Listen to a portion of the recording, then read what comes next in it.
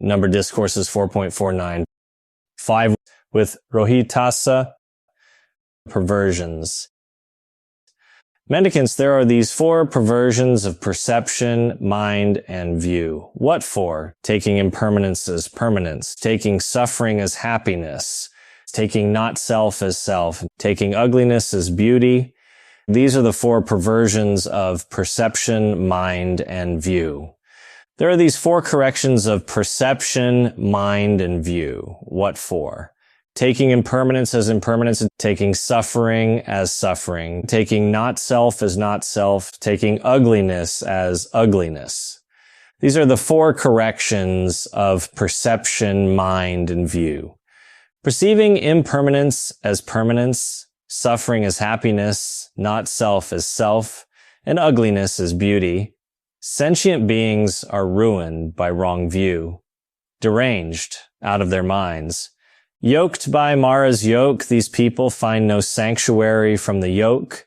Sentient beings continue to transmigrate with ongoing birth and death. But when the Buddhas arise in the world, those beacons reveal this teaching that leads to the stilling of suffering. When a wise person hears them, they get their mind back, seeing impermanence as impermanence, suffering as suffering, and not self as not self, and ugliness as ugliness. Taking upright view, they've risen above all suffering. Middle discourses, 18. The honey cake. So I have heard, at one time the Buddha was staying in the land of the Sakyans near Kapilavatthu in the Banyan Tree Monastery. Nigrodharma was the normal residence for the Buddha and his disciples in the Sakyan Republic. It was named, according to northern traditions, after the banyan trees that grew there, while the Pali commentaries say it was named after a Sakyan called Nigrodha who donated it. The 2 stories are not incompatible, as the owner could have been known by his most famous attribute, his banyan grove. It has been identified by stupas located next to the village Kudan, just north of the India-Nepal border. Then the Buddha robed up in the morning and, taking his bowl and robe, entered Kapilavatthu for alms. It would have been about 30 minutes walk to Kapilavatthu. He wandered for alms in Kapilavatthu. After the meal, on his return from alms round, he went to the Great Wood for the day's meditation. The Great Wood, Mahavana, was a favorite meditation place of the Buddha. The commentaries say it was a stretch of wilderness that reached as far as the Himalayas on one side, 200 kilometers, and the ocean on the other, 1,000 kilometers. Later tradition says that a town should have 3 woods: a great wood for wilderness, Mahavana, a prosperity wood for sources, Sarvana, and an ascetic wood for spiritual practice, Tapavana. Plunged deep into it and sat at the root of a young wood apple tree to meditate. Dandapani, the Sakyan, while going for a walk, Dandapani was said to be the brother of the Buddha's birth mother, Maya, and foster mother, Mahapajapat. Mahavamsa 2:19, or else the father of the Buddha's former wife, Yasodhara, or Gopa, Lalita Vistara, 12:15. Both could be true, making Siddhartha's wife his cousin.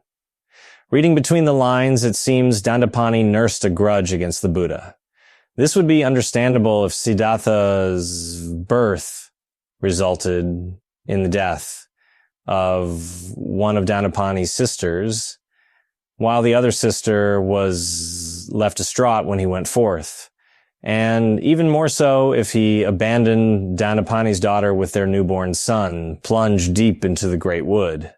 He approached the Buddha and exchanged greetings with him.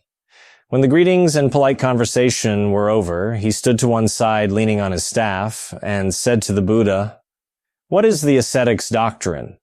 What does he assert?" There's a minor Vinaya training against teaching anyone with a staff in their hand. Dandapani Busk 58131. This was evidently laid down because a staff could be used as a weapon and hence was associated with royal authority or with policing and the exercise of violence. In a vision interpreted at Satapatha Brahmana 11.6.1.13, a man with staff in hand is identified with wrath, Krodha. Good sir, my doctrine is such that one does not conflict with anyone in this world with its gods, maras, and divinities. This population with its ascetics and Brahmins, its gods and humans, and it is such that perceptions do not underlie the Brahmin who lives detached from sensual pleasures without indecision, stripped of worry, and rid of craving for rebirth in this or that state. In the face of Dandapani's evidently hostile attitude, the Buddha addresses his uncle with the respectful avuso, sir, and emphasizes non-conflict in line with his claim that I do not argue with the world. It is the world that argues with me, SN 22.94. The expression perceptions do not underlie Sanya Nanusenti is unique to this context and must pertain to the highly charged relation between the Buddha and Dandapani. Perception is that mode of knowing that interprets the present in terms of the past, and hence it might sometimes be translated as recognition. The Buddha, by asserting he is no longer bound by past perceptions, is hinting that this is how Dandapani can get over his grudge. That is my doctrine, and that is what I assert. When he had spoken, Dandapani shook his head, waggled his tongue, raised his eyebrows until his brow puckered in 3 furrows, and departed leaning on his staff. While the Buddha succeeding in de-escalating possible conflict, clearly the teaching did not have the desired effect, at least right away. Mara responds in the same way at SN 4.211.12. Then, in the late afternoon, the Buddha came out of retreat and went to the Banyan Tree Monastery, sat down on the seat, spread out, and told the mendicants what had happened. When he had spoken, one of the mendicants said to him, "But sir, asserting what doctrine does the Buddha not conflict with anyone in this world, with its gods, maras, and divinities? This population with its ascetics and Brahmins, its gods and humans, the Buddha, like Bhagava, is the subject and object, respectively, of this sentence and the next, a detail not always captured in translations. And how is it that perceptions do not underlie the Buddha, the Brahmin who lives detached from sensual pleasures without indecision, stripped of worry and rid of craving for rebirth in this or that state?" The following passage with its longer explanation below is one of the most dense and enigmatic statements in the suttas. I shall explain the terms as they occur and draw out the structure of the argument as it is revealed. Mendicant, judgments driven by proliferating perceptions beset a person. Judgment, Sankha, is the way we appraise or assess ourselves, especially in relation to others. CFM N1 to 3.3, D N1 to 1.3.2. Proliferation, papancha, is the compulsion of the mind to spread out an endless inner commentary that hides reality. Beset, samudakaranti, conveys the sense that the person is overwhelmed and swamped, no longer the agent of their existence. A person, no purisa, is the conventional sense of self that arises from desire and identification. If they don't find anything worth approving, welcoming, or getting attached to in the source from which these arise. Etha, regarding that, refers back to yata nidanam, the source from which, in the previous line. This source has not yet been identified.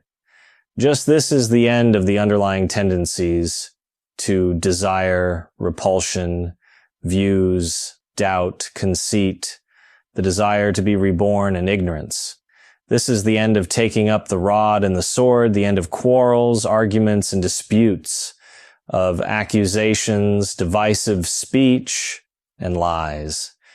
Here the Buddha uses underlying tendencies, anusaya, for the normal set of 7, implying that these are meant by perceptions in the phrase, perceptions do not underlie the Brahman at MN 1841.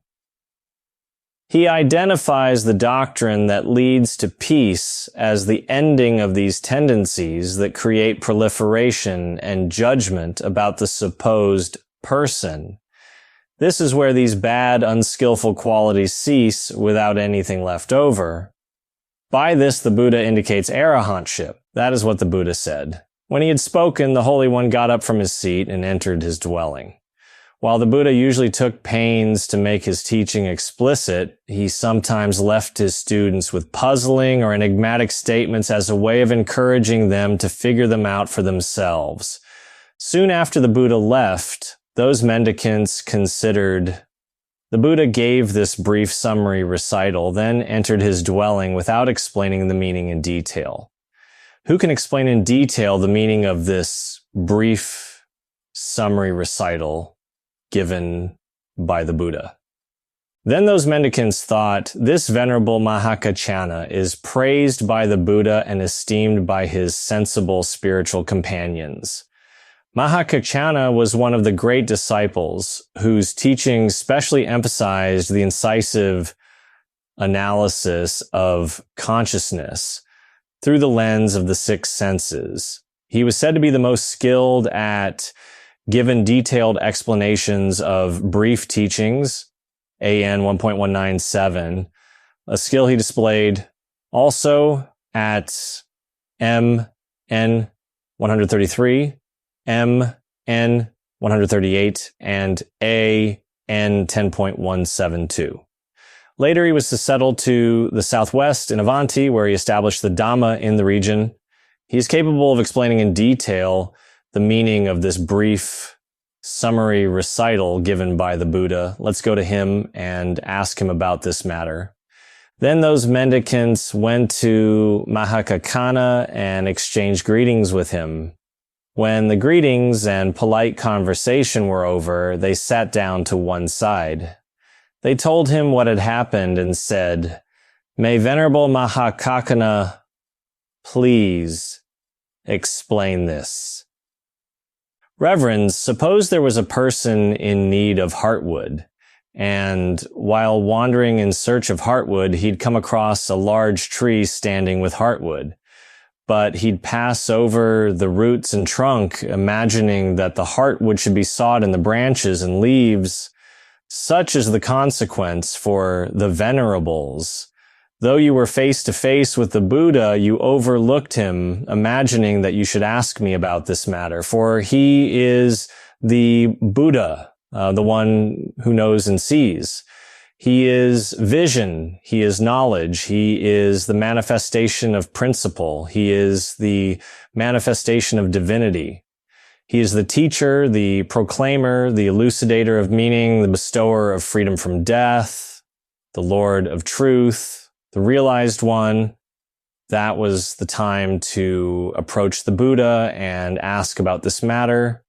You should have remembered it in line with the Buddha's answer. Certainly he is the Buddha, the one who knows and sees. He is vision. He is knowledge. He is the manifestation of principle. He is the manifestation of divinity. He is the teacher, the proclaimer, the elucidator of meaning, the bestower of freedom from death, the Lord of truth, the realized one.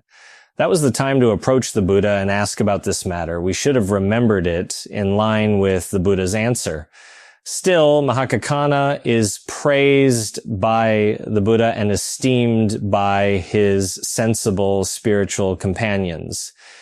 You are capable of explaining in detail the meaning of this brief summary recital given by the Buddha. Please explain this if it's no trouble. Well then, reverends, listen and apply your mind well. I will speak. Yes, Reverend, they replied. Venerable Mahakachana said this. Reverends, the Buddha gave this brief summary recital, then entered his dwelling without explaining the meaning in detail. Passage for recitation is Udesa, which is used for a short passage to be memorized verbatim, to which is then attached a longer analysis. Judgments driven by proliferating perceptions beset a person. If they don't find anything worth approving, welcoming, or getting attached to in the source from which these arise, this is the end of the underlying tendencies to desire, repulsion, views, doubt, conceit, the desire to be reborn, and ignorance. This is the end of taking up the rod and the sword, the end of quarrels, arguments, and disputes, of accusations, divisive speech, and lies. This is where these bad, unskillful qualities cease without anything left over. This is how I understand the detailed meaning of this summary recital. Eye consciousness arises dependent on the eye and sights. The meeting of the three is contact. Contact is a condition for feeling. What you feel, you perceive. What you perceive, you think about. What you think about, you proliferate. What you proliferate is the source from which judgments driven by proliferating perceptions beset a person. This occurs with respect to sights known by the eye in the past, future, and present. In this passage, Mahakachana deftly unfolds the meaning inside the syntax. For consciousness, contact, and feeling, he repeats the standard analysis of sense experience linked to dependent origination, SN 12.43, where each item expressed as a noun leads to the next like falling dominoes. Pivoting on feeling, CPSN 12.43, 4.5, DN 15, 18.6, he switches to verbs. Feeling exerts a force that motivates desire, even though desire itself is left unstated here. In the Pali, the subject of the verbs is implicit, assuming an agent who is feeling, perceiving, thinking, and proliferating. But with proliferating, the syntax changes again. The agent is fully manifest as the person who, tragically, is no longer the subject in control of the process, but the hapless object of the swarm of judgments that beset them. It is at this point that time is introduced, as the concept of the person binds the mind to suffering in the three periods of time. If we relate this to the origin story, Dandapani has become the person he is, full of bitterness and resentment because of his chronic ruminations on perceived injustices of the past. Mahakachana identifies the source left undefined in the Buddha's statement with proliferation itself. This passage also clarifies the grammatical relationship between the main terms. Perception leads to proliferation, and proliferation results in judgments. Ear consciousness arises dependent on the ear and sounds. Nose consciousness arises dependent on the nose and smells. Tongue consciousness arises dependent on the tongue and tastes. Body consciousness arises dependent on the body and touches. Mind consciousness arises dependent on the mind and ideas. The meeting of the three is contact. Contact is a condition for feeling. What you feel, you perceive. What you perceive, you think about. What you think about, you proliferate. What you proliferate is the source from which judgments driven by proliferating perceptions beset a person. This occurs with respect to ideas known by the mind in the past, future, and present. Here, rather unsatisfactorily, ideas renders Dhamma. Dhamma, in the sense of what is known by the mind rather than the senses, doesn't readily map onto a common concept in English. attempts include mind objects, which introduces the Abhidhammic idea of object to the suttas, where it is entirely absent, or mental phenomena, which doesn't really fit the common meaning of phenomena as being what is perceptible by the senses. Etymologically, the correct word would be noumena, but this is used only as a technical term in Kantian philosophy, where it has a rather different sense. Nyanamoli's idea might be the least bad option in the sense of a thought, concept, sensation, or image present in consciousness. Where there is the eye, sights, and eye consciousness, it will be possible to discover evidence of contact. I take this passage as an encouragement to meditators who may be intimidated by the complex analysis that preceded. Mahakaccana is assuring his audience that if they can see the fundamentals of sense experience, the rest of the process will make itself known. Panyapasati. I render the repetitive phrase Fasapanyatam Panyapasati idiomatically as will discover evidence of contact, but more literally it might be the making known of contact will make itself known. Where there is evidence of contact, it will be possible to discover evidence of feeling. Where there is evidence of feeling, it will be possible to discover evidence of perception. Where there is evidence of perception, it will be possible to discover evidence of thought. Where there is evidence of thought, it will be possible to discover evidence of being beset by judgments driven by proliferating perceptions. Where there is the ear, nose, tongue, body, mind, ideas, and mind consciousness, it will be possible to discover evidence of contact. Where there is evidence of contact, it will be possible to discover evidence of feeling. Where there is evidence of feeling, it will be possible to discover evidence of perception. Where there is evidence of perception, it will be possible to discover evidence of thinking. Where there is evidence of thinking, it will be possible to discover evidence of being beset by judgments driven by proliferating perceptions.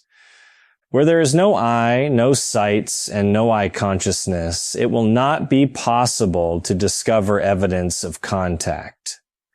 Where there is no evidence of contact, it will not be possible to discover evidence of feeling. Where there's no evidence of feeling, it will not be possible to discover evidence of perception. Where there's no evidence of perception, it will not be possible to discover evidence of thinking. Where there's no evidence of thinking, it will not be possible to discover evidence of being beset by judgments driven by proliferating perceptions.